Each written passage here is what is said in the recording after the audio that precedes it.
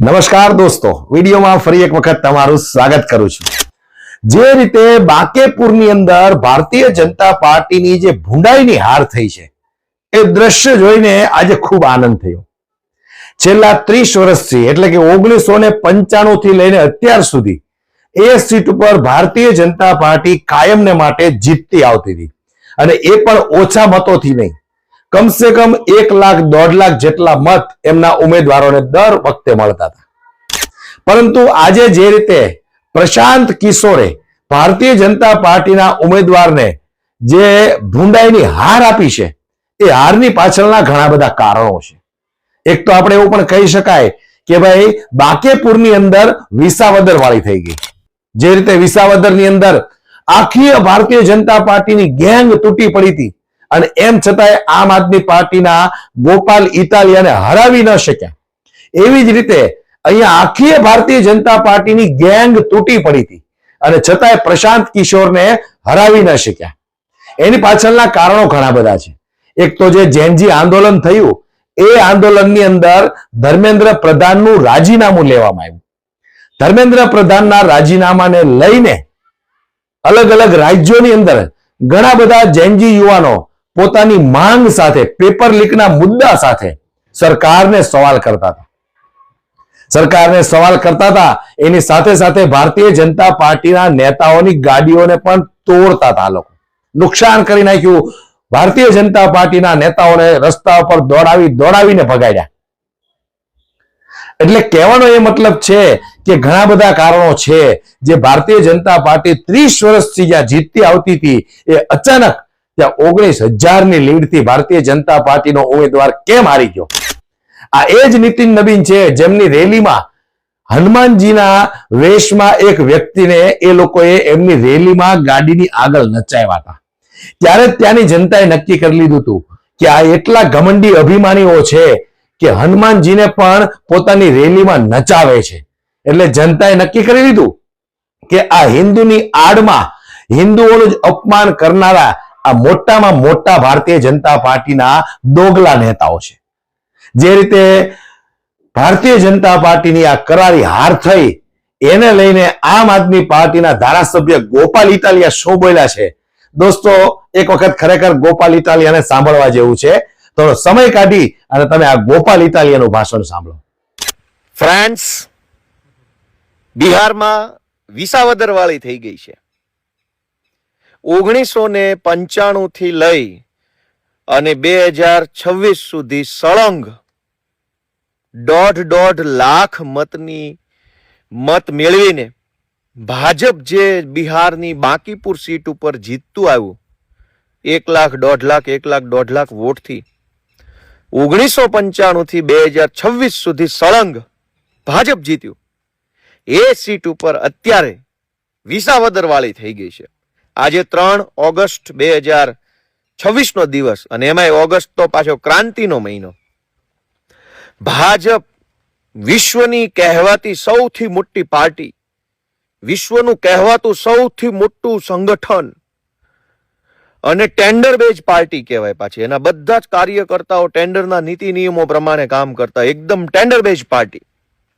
વિશ્વની કહેવાતી સૌથી મોટી ટેન્ડર બેઝ પાર્ટીના રાષ્ટ્રીય અધ્યક્ષ આ બાંકીપુર સીટ ઉપરથી છેલ્લી 4 ટર્મથી એટલે કે 20 વર્ષથી સળંગ ત્યાં ચૂંટણી જીતતા આવ્યા।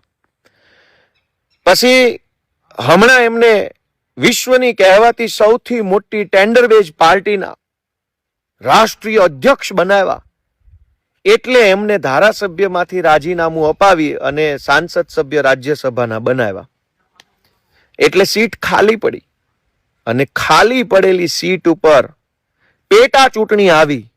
આખી કેન્દ્ર સરકાર, આખી રાજ્ય સરકાર જેમ વિસાવદરમાં માહોલ હતો એમ જ મંત્રી, સંત્રી, તંત્રી, ફંત્રી બધું જ આખી તાકાત બિહારની બાંકીપુર સીટ ઉપર લાગી ગઈ। જેમ વિસાવદરમાં આવ્યા હતા ને બધા મંત્રી, સંત્રી, તંત્રી અવેડે આંટા મારતા હતા એમ બિહારમાં ગયા અને ભાજપના રાષ્ટ્રીય અધ્યક્ષ જે સીટ ઉપરથી સળંગ 20 વર્ષ ધારાસભ્ય રહ્યા એ સીટ અત્યારે ભાજપ હારી ચૂકી છે.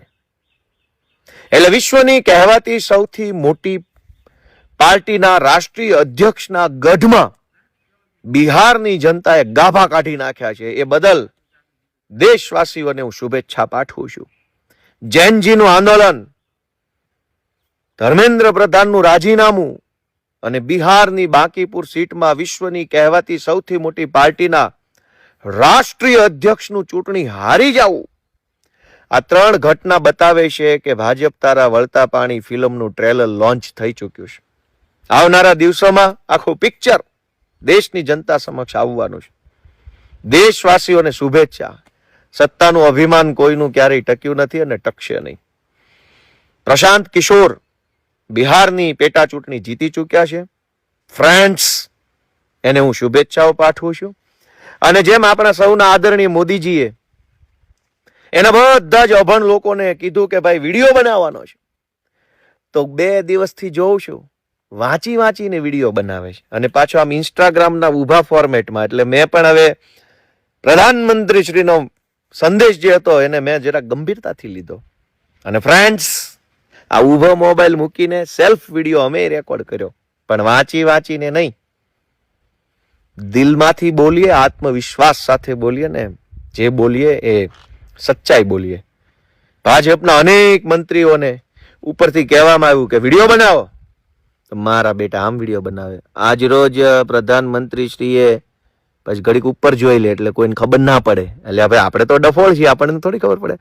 પ્રધાનમંત્રી શ્રીએ દેશના વિદ્યાર્થીઓ માટે પેપર લીકનો જે કાયદો બનાવ્યો છે, એ પેપર લીક, અલ્યા તારું પેપર લીક કરું.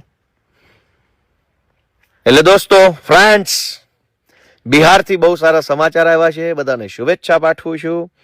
અને આવી જ રીતે ગુજરાતની અંદર પણ જૈનજી જાગૃત થાય, ગુજરાતના ખેડૂતો જાગૃત થાય, તો જેમ બિહારમાં 20 વર્ષથી સળંગ ધારાસભ્ય ભાજપના રાષ્ટ્રીય અધ્યક્ષને ધૂળ ચાટતા કરતી હતા બિહારની જનતાએ, એમ ગુજરાતમાં પણ ભૂકા નીકળી જવામાં હવે વાર લાગે એવું નથી. જય જય ગરવી ગુજરાત.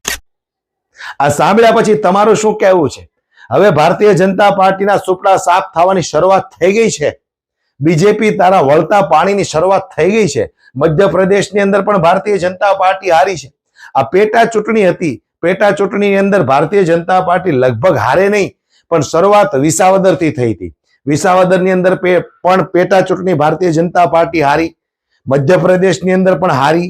બાંકીપુરની અંદર પણ આ ભારતીય જનતા પાર્ટી જે રીતે ચૂંટણી હારી છે, એટલે હવે એવું સ્પષ્ટ દેખાય છે કે બીજેપી તારા વળતા પાણી ચાલુ થઈ ગયા છે. કારણ કે બહુ અત્યાચાર કર્યો છે, બહુ ભ્રષ્ટાચાર કર્યો છે, બહુ ઘમંડ છે, બહુ અભિમાન છે તમને લોકોને. પ્રભુ શ્રી રામને તમે આંગળી પકડીને મંદિર સુધી લઈ ગયા. હનુમાનજીના પતંગો બડાવીને તમે ઉડાવ્યા. હનુમાનજીને તમારી રેલીઓમાં નચાવ્યા. આ ભારત દેશની જનતા છે, એટલી દોગલી નથી, બધું જોઈ શકે છે, સિવાય કે તમારા અંધભક્તોની આંખો જ નથી ઉઘડતી.